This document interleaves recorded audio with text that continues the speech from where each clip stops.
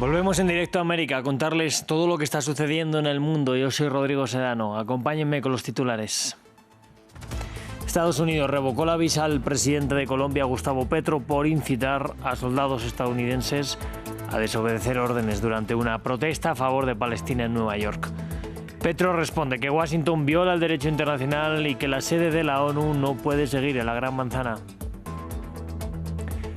Y la Defensa Civil de la Franja de Gaza ha informado que Israel ha matado al menos a 38 personas en lo que va de sábado. Esto un día después del discurso del primer ministro israelí Benjamin Netanyahu ante la ONU, quien se reunirá con Donald Trump el lunes. Y durante la noche Rusia lanzó de nuevo un ataque masivo con drones contra Ucrania. Al menos 115 aviones, de los cuales 97 fueron neutralizados según las Fuerzas Armadas ucranianas. No se han reportado víctimas mortales.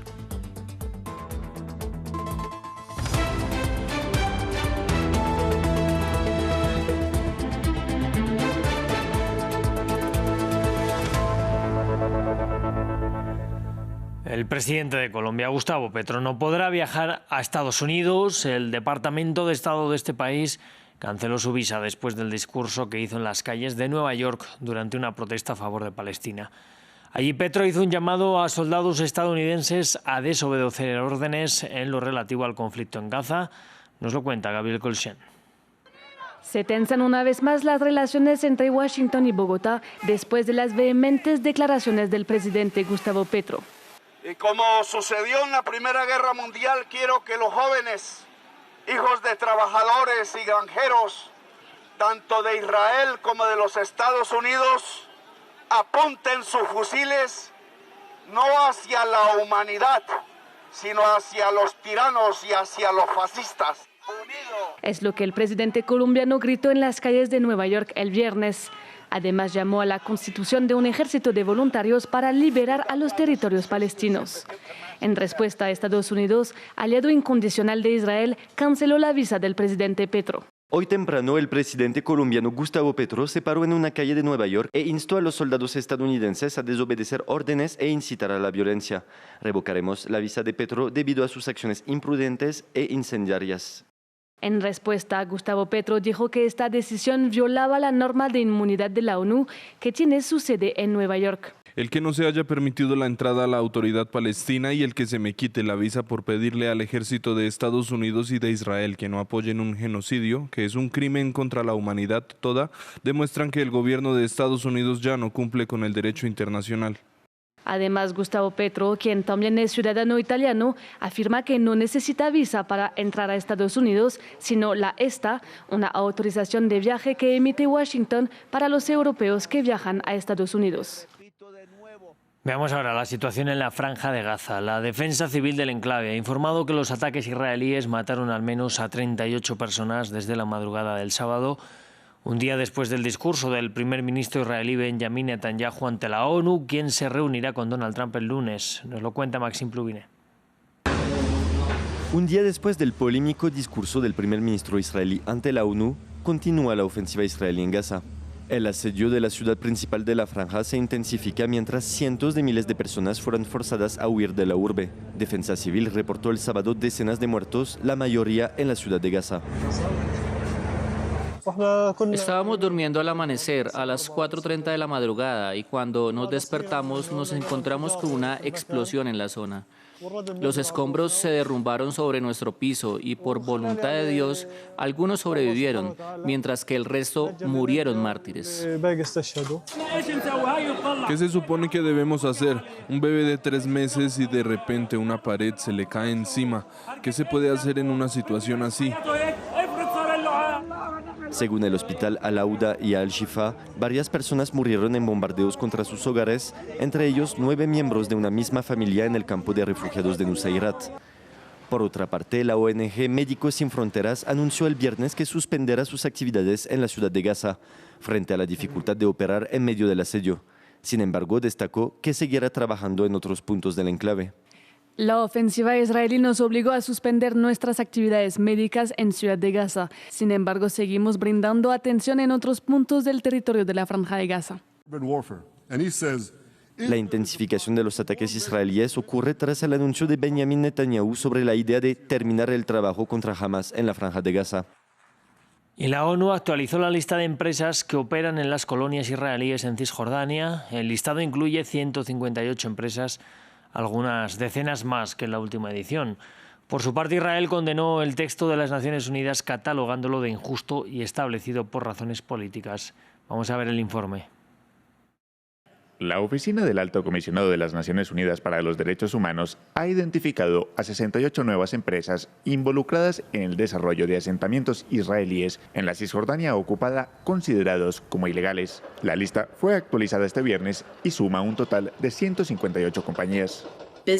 Las empresas que operan en contextos de conflicto tienen la responsabilidad de garantizar que sus actividades no contribuyan a violaciones de derechos humanos. Les instamos a que tomen las medidas adecuadas para abordar las repercusiones negativas de sus actividades sobre los derechos humanos.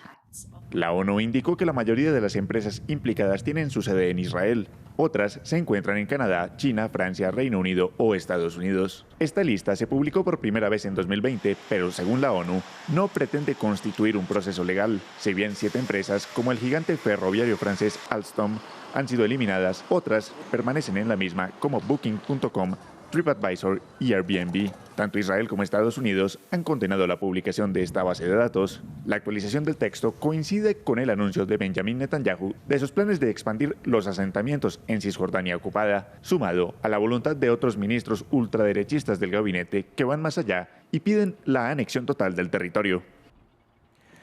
Y el Consejo de Seguridad de la ONU rechazó un último intento por retrasar la reimposición de sanciones a Irán y su programa nuclear. El presidente Masoud Pezeshkian calificó la decisión de injusta, injustificada e ilegal. Nos lo cuentan Jesús Yajure y Gabriel Colchen.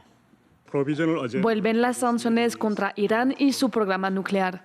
El Consejo de Seguridad de la ONU rechazó el viernes una propuesta de China y Rusia que buscaba retrasar la reactivación de sanciones contra Teherán. Estas comenzarán este sábado. En última instancia, no es como si se fuera a caer el cielo. La realidad es que con las medidas que hemos puesto en marcha, con las relaciones que mantenemos con nuestros vecinos, con los países de Eurasia, los BRICS y la Organización de Cooperación de Shanghái y con las interacciones que se han ido formando, así como con la población de nuestro propio país y los iraníes que se preocupan por Irán y la integridad territorial de la nación y que creen en la dignidad y el orgullo del pueblo iraní, seremos capaces de superar esta situación. Reino Unido, Alemania y Francia, conocidos como el E3, acusan a Teherán de incumplir las condiciones del acuerdo nuclear con Irán firmado en 2015. Los 3 países reactivaron el mecanismo de reimposición que dicta la congelación de activos y la suspensión de acuerdos y venta de armas, entre otras medidas. Tras 5 rondas de diálogos con Estados Unidos, Irán denuncia que se ha traicionado la diplomacia. La Organización Internacional de Energía Atómica ha publicado 15 informes que confirman el pleno cumplimiento por parte de Irán. Ningún otro programa nuclear ha sido inspeccionado más. Israel, con el respaldo de Estados Unidos, atacó instalaciones nucleares en Irán y asesinó a nuestros científicos, entre los que había mujeres y niños. La activación de ese mecanismo es ilegal y debe considerarse nula y sin efecto. En la Asamblea General de la ONU, el presidente iraní aseguró que su país no intentará obtener una bomba atómica. Irán enriquece uranio a más del 60%, una cantidad que está muy por encima del porcentaje necesario para un uso civil.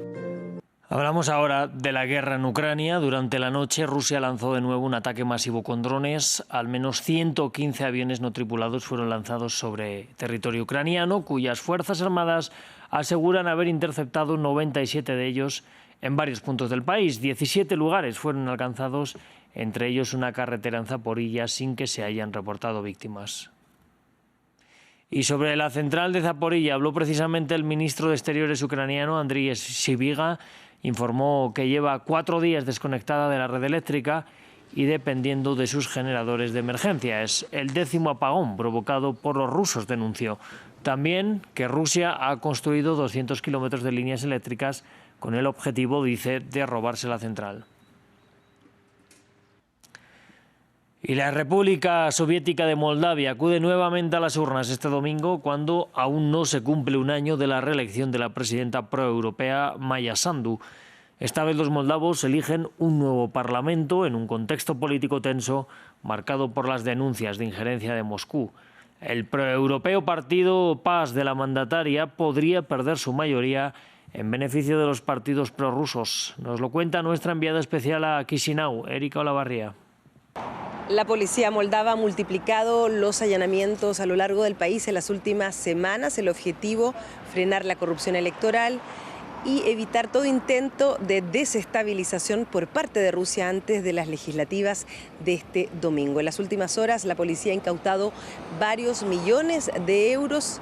Las autoridades no tienen duda del origen de este dinero. Hemos documentado casos concretos y tenemos pruebas directas de que este dinero proviene de Rusia. Este año la cifra superó los 300 millones de dólares. El objetivo de los servicios especiales rusos y los actores que actúan en su interés es poner en peligro la orientación pro-europea de Moldavia. En estos comicios, la propaganda rusa se ha servido sobre todo de la red social TikTok, donde cuenta con un equipo de personas remuneradas y bien organizadas. En el centro de la lucha contra la cibercriminalidad, los policías trabajan sin descanso, día y noche. En las últimas semanas han denunciado varios cientos de videos. Estos contenidos inauténticos son publicados antes que nada para crear la división y minar la confianza de los ciudadanos. Cuando una narrativa es transmitida en TikTok por cientos de cuentas simultáneamente, es vista por decenas de miles de ciudadanos. Esperamos que esos contenidos sean eliminados en un máximo de 2 o 3 horas. Para la jornada de mañana, las autoridades esperan otras estrategias de desestabilización, como ciberataques, falsas alertas de bomba e incluso reclamos de fraude electoral.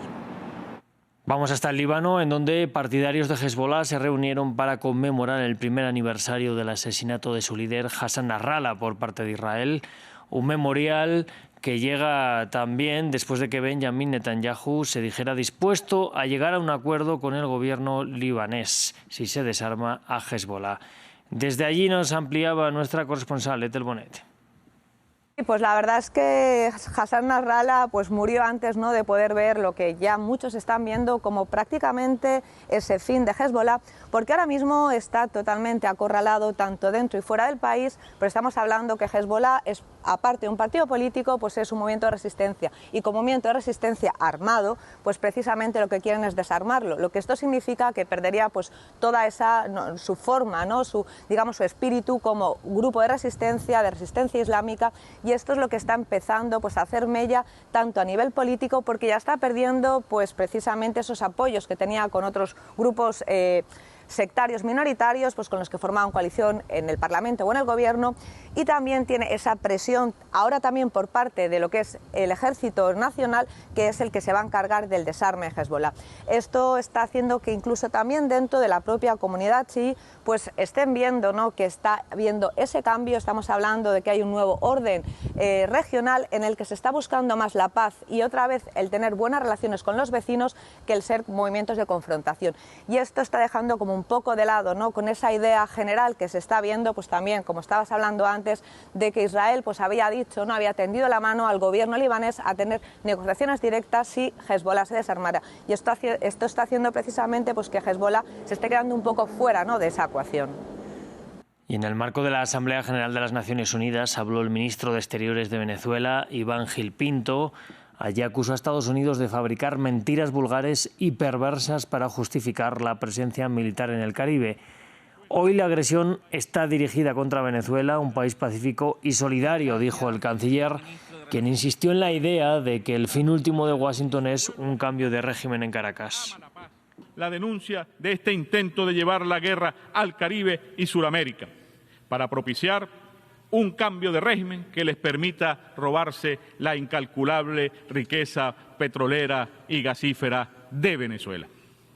El pueblo venezolano ama la paz y por eso siempre está presto para defenderla.